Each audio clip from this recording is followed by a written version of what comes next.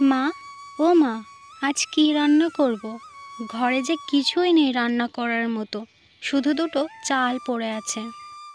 মায়া মা, তোর বাবা কি এখনো আসেনি কাঠ কেটে? আমি যে কি করি, এই পায়ের ব্যথা নিয়ে ঠিকভাবে উঠতেও পারি না। তুই না হয় নীলাকে বাবাকে ডাকতে পাঠিয়ে দে, কাঠ বেচে আসার সময় দুটো ডাল আর সবজি আনতে পারবে। তুই ততক্ষণ রান্নাঘরে গিয়ে ভাত চাপিয়ে দে, সে আস্তে আস্তে ভাত হয়ে যাবে, তারপরে তুই সবজি রান্না করিস। মা, তুমি এখানেই বসো, অত চিন্তা করো না, বাবা এক্ষুনি চলে আসবে। আমি নীলাকে না হয় পাঠিয়ে দিচ্ছি।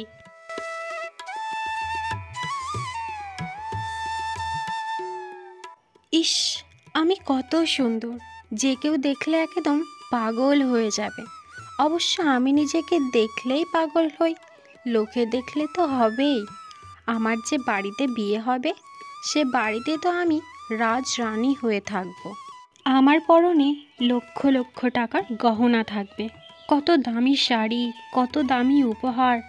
এখন ভাবলেই কত আনন্দ লাগছে। ইস, অবশ্য আমি এত সুন্দরী পাবই বা না কেন? এমন সুন্দরী কি আর গ্রামে আর একটাও আছে?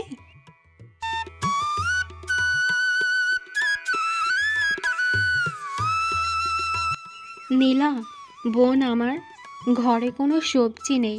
মাকে বললাম, মা বলল তোকে বাবাকে দেখে আসতে, যে কাঠ বেচা হয়েছে নাকি, তাহলে কটা বেচা টাকা দিয়ে ডাল সবজি আনতে পারবে।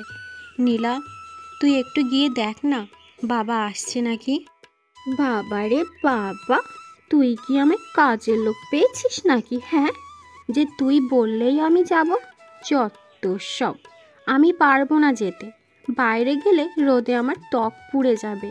আর তুই তো এমনিই কালো, তুই জানা, আমাকে ডাকবি না, আমি এখন রূপচর্চা করব। বোন, এমন কেন বলছিস? আমি যে কালো, এটা সৃষ্টিকর্তা আমাকে বানিয়েছে, এতে আমার তো কোনো দোষ নেই। আর আমি তোর বড়, অন্তত আমাকে দিদি বলে ডাক। তোর রূপ দেখেছিস? হ্যাঁ, কালো তো ভুতুম পেঁচার মতো দেখতে, আর তোকে আমি দিদি বলবো? হুম, যত সব! তুই নিজেকে দেখ আর আমাকে দেখ, কালো কুৎসিত, আর আমি কোথায় অপ্সরা। বোন, এমন করে কেন বলছিস? ঠিক আছে, তোকে যেতে হবে না, আমিই বাবাকে ডেকে আনছি। তুই তাহলে একটু রান্নাঘরে বসে উনুনে জাল দে। আচ্ছা, তুই ভাবিস কি নিজেকে? কোথাকার কি মহারানী নাকি, যে তুই যা বলবি তাই আমার শুনতে হবে? তোকে বললাম না এখান থেকে যেতে, আমি রূপচর্চা করব। আমি যদি রূপচর্চা না করি, তাহলে বড়লোক ঘরে আমার বিয়ে হবে কি করে? কত টাকা, জমি, জায়গা সব আমার হবে, আমি তো মহারানী হয়ে থাকবো। আর তোর তো ঠিকই নেই, বিয়ে হবে নাকি। যা তো এখান থেকে, আর জ্বালাস না আমায়। এমন করে কেন বলছিস? আমি তো তোর মায়ের পেটেরই দিদি, এমন করে বলিস না। যদি আর না শুনতে চাস, তাহলে এখান থেকে বিদায় হ। আচ্ছা ঠিক আছে, আমি চলেই যাচ্ছি।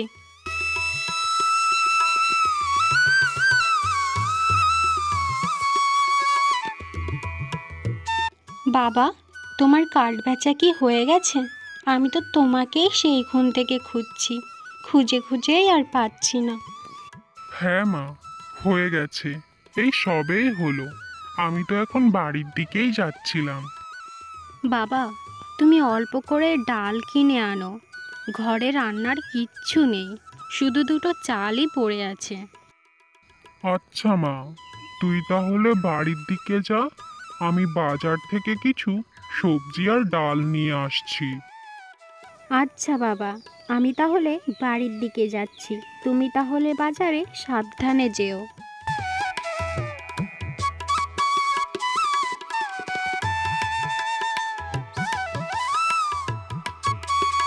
আরে রাম, তুই কোথায় যাচ্ছিস এদিকে? কতদিন তোর সাথে দেখা হয়নি। ভালো আছিস তো নাকি? হ্যাঁ রে, এই চলছে, অভাবের সংসার, বুঝিসই তো। তা তুই কেমন আছিস? আমিও ভালোই আছি। তা তোর পরিবার কেমন আছে? তোর তো দুই মেয়ে, বিয়ে হয়ে গেছে নাকি? হ্যাঁ রে, আমার দুই মেয়ে। না রে, এখনো বিয়ে হয়নি। ভালো একটা সম্বন্ধ পেলে ভাবছি বিয়ে দিয়ে দেব। তা তোর ছোট মেয়েটাকে কি বিয়ে দিবি? খুব ভালো একটা কিন্তু সম্বন্ধ আছে আমার কাছে। আরে, আমি আমার বড় মেয়েকে রেখে ছোট মেয়েটাকে কি করে বিয়ে দেব বল? সমাজে কি বলবে বল? দেখ, আমার কাছে একটা ব্যবসায়ী ছেলের সম্বন্ধ আছে। তারা এক সুন্দর গুণী রূপবতী মেয়ে দেখে দিতে বলেছে। আর তোরও তো অভাবের সংসার, মেয়েও বড় হয়ে গেছে, বিয়ে তো দিবিই একদিন। তো এখনই দিয়ে দে, তারা কোনো যৌতুক নেবে না। আর তোর মেয়েও খুব সুখী থাকবে। আচ্ছা ঠিক আছে, আমি তাহলে বাড়ি গিয়ে সবাইকে বলবো। তারা যা বলবে তাই হবে। দেখ, এখন অত ভাবিস না, বিয়ে দিয়ে দে। এখন তো ছোটটাকে বিয়ে দিয়ে দে, বড় না হয় বড় মেয়েকেও দিয়ে দিস। এত বড় সম্বন্ধ হাতছাড়া করিস না। আচ্ছা ঠিক আছে, তাহলে কাল তাদেরকে আমাদের বাড়ি আসতে বলিস। সেখানেই না হয় কথাবার্তা বলে ঠিক করব। হ্যাঁ ঠিক আছে, তাহলে কাল তাদেরকে তোদের বাড়ি পাঠিয়ে দেব। আচ্ছা, তাহলে তুইও যা, আমিও যাই। আর সাবধানে যাস কিন্তু। আচ্ছা, তাহলে কাল দুপুরের ভিতরে পাঠিয়ে দিস। এখন আমিও যাই, বাজারে কিছু সবজি কিনতে হবে। তুইও সাবধানে যাস কিন্তু। হে ঈশ্বর, আমি কালো, এটা কি আমার দোষ? তুমিই তো আমাকে বানিয়েছো। এমন কেন বানিয়েছো বলো? এতে আমার কী দোষ? কেউ আমাকে ভালোবাসে না, আমাকে কেউ না, শুধু আমি কালো বলে। আমার বোন তাই আমাকে দিদি বলে সম্বোধন করে না। আমি কোথায় যাব? কি করব?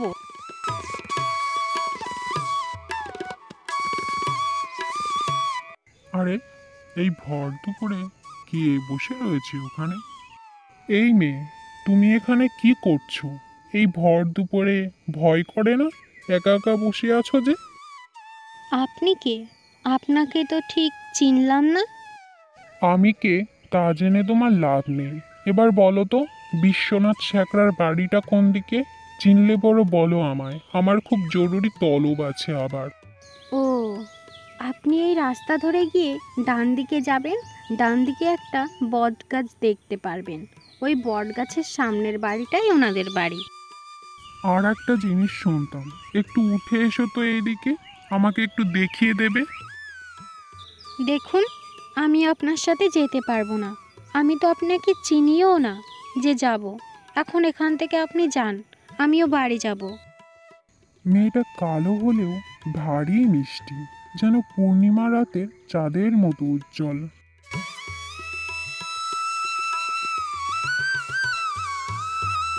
মায়ামা, একটু এদিকে আয়, শোন তো। তা বাবা, তুমি কখন আসলে? আমাকে বললেও না যে। এই তো মা, একটু আগেই আসলাম। তা তুই কোথায় ছিলি? বাড়িতে এসে তোকে দেখলামই না। আসলে বাবা, আমি একটু পুকুর পাড় থেকে জল আনতে গেছিলাম। তুমি বসো, আমি তোমাকে খেতে দিচ্ছি। মা, আমি খেয়েছি। তোকে না আমার একটা কথা বলার ছিল, কিন্তু তুই যদি কিছু মনে করিস। এ তুমি কি বলছো বাবা? তুমি তো আমার বাবা হও। তোমার কথায় কি আমি কিছু মনে করতে পারি বলো? আসলে মা, আজ বাজার থেকে আসার পথে আমার একটা পুরনো বন্ধুর সাথে দেখা হয়। একটা ব্যবসায়ী ছেলের সম্বন্ধ দেয় নীলার জন্য। এই অভাবের সংসারের কথা ভেবে আমিও হ্যাঁ করে দিয়েছি। তুই কিছু মনে করলি না তো মা? আরে আরে, না বাবা, আমি কেন কিছু মনে করব তাই? আমারই তো বুনু, আমার অনেক আনন্দ হচ্ছে। আর তুমি দ্বিধাবোধ করো না তো, আমার একটুও মন খারাপ নেই। আচ্ছা মা, তাহলে তারা কাল আসবে। তুই নীলাকে গুছিয়ে রাখিস। যদি পছন্দ হয় তো 2 দিনের মধ্যেই বিয়ে করে নেবে। আচ্ছা বাবা, আমি তাহলে নীলাকে বলে আসি।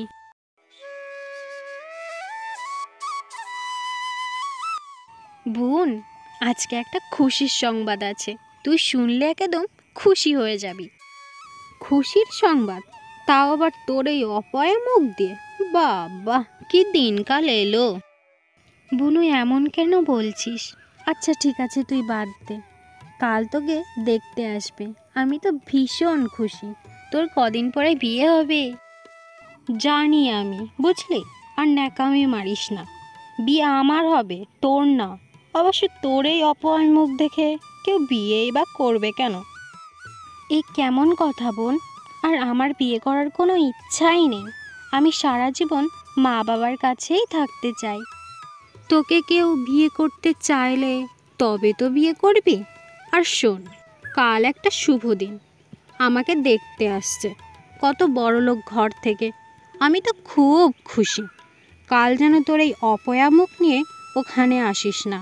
তোকে দেখলে আবার সম্বন্ধ ভেঙে না যায়। আর আপাতত এখান থেকে বিদায় হ। তোর খুশিতেই আমার খুশি বোন। তুই যদি না চাস তাহলে আমি ওখানে কাল যাব না।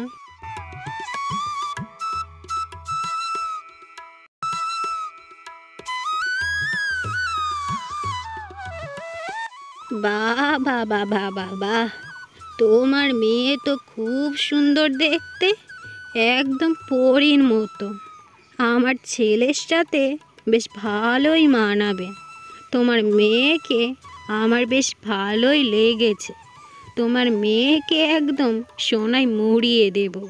এমনিতেই আমাদের সোনার ব্যবসা। তোমার মেয়ে আমাদের বাড়িতে রাজরানী হয়ে থাকবে। তাহলে চলেন দিদি, বিয়ের কথাটা পাকাপাকি করেই ফেলি। বাবা, আমাকে দেখতে কত বড়লোক বাড়ির থেকে এসেছে, আবার বলছে আমাকে সোনায় মুড়িয়ে দেবে। কত টাকা পয়সা, সোনা দানা, ইস, কত সুখ আমার। দিদি, আমাদের কোনো অসুবিধা নেই এই বিয়েতে। আপনারা যবে সময় দেবেন সেই সময়েই বিয়ে দেব। আর মেয়ে মানুষ, একদিন না তো পরের বাড়ি যেতেই হবে। আচ্ছা ঠিক আছে, তাহলে পরশু আপনাদের মেয়েকে আমাদের বাড়ির বউ করে নিয়ে যাব, যদি আপনাদের কোনো অসুবিধা না থাকে। জানেনই তো, আমার বাপ মরা ছেলে। ছেলে তো ব্যবসার কাজে বাইরে বাইরেই ঘোরে। বাড়িতে আমার একার একটুও মন বসে না। যত তাড়াতাড়ি সম্ভব তাই বিয়ে দিয়ে নিয়ে যেতে চাই। তা মা, তোমার নামটা তো বলো দেখি। জি, আমার নাম নীলা। আচ্ছা ঠিক আছে, তাহলে তাই হবে। বাবা, কত সোনা দানা গহনা দিয়েছে আমাকে, একদম সোনায় মুড়িয়ে দিয়েছে। কত ভাগ্যবান আমি, এত বড়লোক বাড়িতে আমার বিয়ে হয়েছে। ওইদিকে আমার দিদি, ওর তো মনে হয় বিয়েই হবে না, ও যা কালো।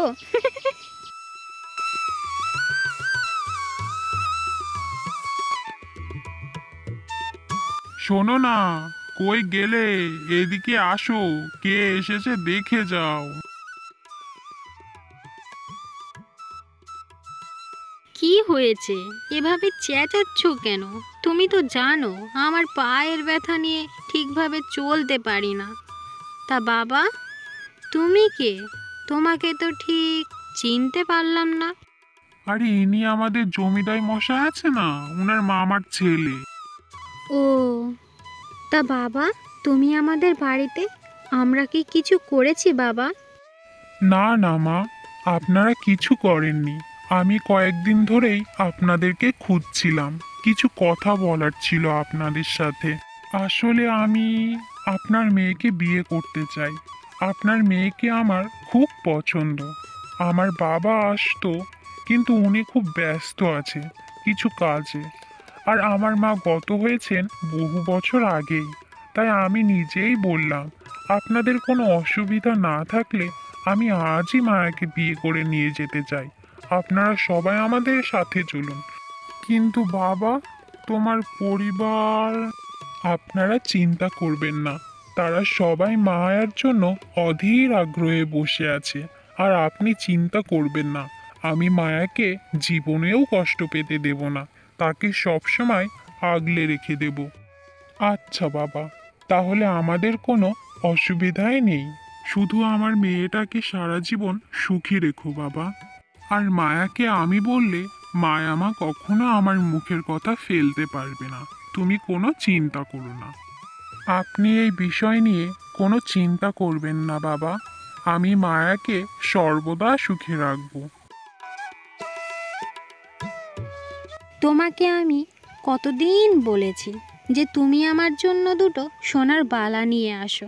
আমার এত সুন্দর হাতটা খালি লাগে। আমি যদি আগে জানতাম যে তুমি এত কিপটে, তাহলে আমি জীবনেও তোমায় বিয়ে করতাম না। তুমি কি কিছু বোঝো না নীলা? আমার ব্যবসায় লস হয়েছে।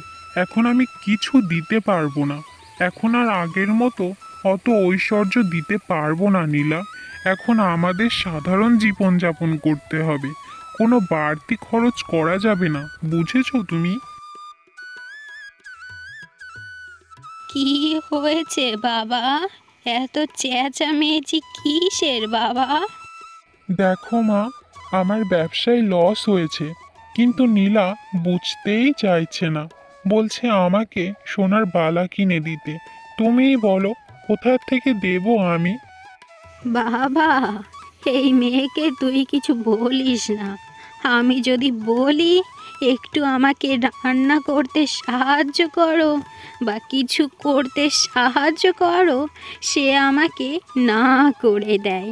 আমার সাথে আবার তর্ক করে। এই জন্যই লোকে বলে শুধু রূপ থাকলে হয় না, গুণও থাকা লাগে। এই বুড়ি, আমি আমার বরের সাথে কথা বলছি, তার ভিতরে তুই কথা বলার কে রে? যা এখান থেকে, বেরো। নীলা, তুমি এটা কিভাবে কথা বলছো আমার মায়ের সাথে? দেখলি বাবা, তুই যখন বাড়ি থাকিস না, তখনও আমাকে সারা দিন কথা শোনায়, তারপর সারা দিন কাজ করায়। আর যা কথাবার্তার চিরি, ছি! তুই আজই একে বাড়ি থেকে বিদায় করে দে। আমি আর থাকতে পারবো না এর সাথে। তুমি ঠিক বলেছ মা। এর মতো এত লোভী আমি জীবনেও দেখিনি। এ একটা অপয়া। যবে থেকে আমার বাড়িতে এসেছে, তবে থেকে আমার ব্যবসার ক্ষতি হচ্ছে। এই, তুই আজ এই মুহূর্তে আমার বাড়ি থেকে বেরিয়ে যাবি। যা, বেরো। এই জন্যই বলে, রূপ দেখে বিয়ে করলে হয় না, মন থেকেও সুন্দর হওয়া উচিত। আপনি কেন আমায় বিয়ে করলেন? আপনি এত সুন্দর, এত রূপ গুণ, কোনো রাজকুমার থেকে কম না। আর আমি তো কালো একটা মেয়ে, যাকে দেখলে যে কেউ চোখ ফিরিয়ে নেয়। এ তুমি কি বলছো? তোমায় আমি যেদিন পুকুর পাড়ে বসে থাকতে দেখেছিলাম, সেদিনই আমার প্রথম কোনো মেয়েকে এত ভালো লেগেছিল। আর তুমি আমার প্রথম ভালোবাসা। তুমি আমার কাছে পৃথিবীর সব থেকে সুন্দর মেয়ে। তুমি আমার মনের রানী। আর তুমি এইসব কথা কখনো বলবা না। তোমার ফুলের মতো মনের কাছে আমি নিদারুণ কোনো সাধারণ মানুষ, যে তোমাকে পেয়ে ধন্য। আর তুমি থাকো, আমি একটু বাজার থেকে ঘুরে আসি। সাবধানে থাকবে কিন্তু। এমন করে বলো না, তুমিও সাবধানে বাজার থেকে এসো।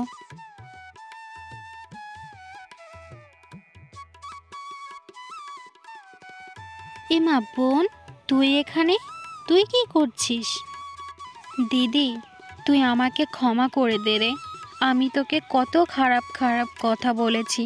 আমি বুঝে গেছি শুধু রূপ থাকলেই হয় না, তোর মতো একটা সুন্দর মন থাকাও জরুরি।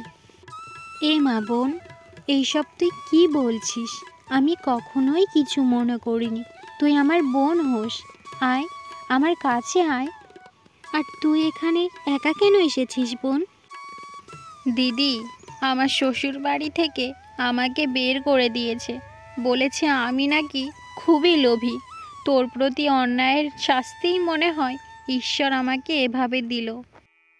বোন, এমন বলে না। তুই অত চিন্তা করিস না, কিছুদিন পরে সব ঠিক হয়ে যাবে। হ্যাঁ দিদি, আমিও তাই চাই। আচ্ছা, তাহলে আমি এবার যাই। ভালো থাকিস দিদি।